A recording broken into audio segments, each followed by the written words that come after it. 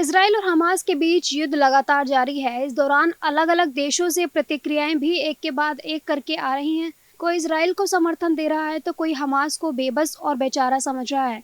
अब इस सच से तो सभी वाकिफ हैं कि सबसे पहले हमास ने ही इसराइल पर हमला बोला और मिसाइल दागनी शुरू कर दी, जिसके बाद जवाबी कार्रवाई में इसराइल ने भी ताबड़तोड़ तरीके से हमास पर हमला बोल दिया। आपको बता दें कि इस युद्ध में देश के पीएम मोदी ने इसराइल को समर्थन दिया। न सिर्फ पीएम मोदी ने बल्कि देश के लगभग हर दूसरे शख्स ने।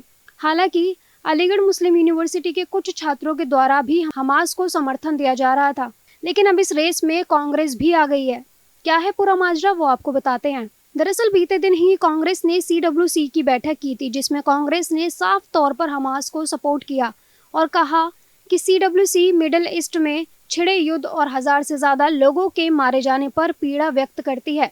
CWC फिलिस्तीनी लोगों के जमीन, स्वशासन और आत्मसम्मान एवं गरीबा के साथ साथ जीवन के अधिकारों के लिए अपने दीर्घकालीन समर्थन को भी दोहराती है। पार्टी ने आगे कहा कि CWC तुरंत युद्ध विराम और वर्तमान संघर्ष को जन्म देने वाले अपरिहार्य मुद्दों सहित सभी लंबित मुद्दों पर बातचीत शुरू करने का आह्वान करती है। लेकिन इस बीच बड़ी बात यह है कि इस पूरे प्रस्ताव में इजराइल का कहीं भी कोई भी जिक्र नहीं था।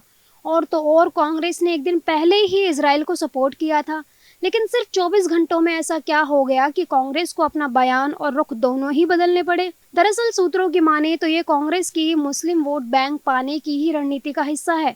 अब क्योंकि विधानसभा और लोकसभा चुनाव दोनों ही नजदीक हैं, ऐसे में कांग्रेस अपनी रोटी सेकने में लगी हुई है।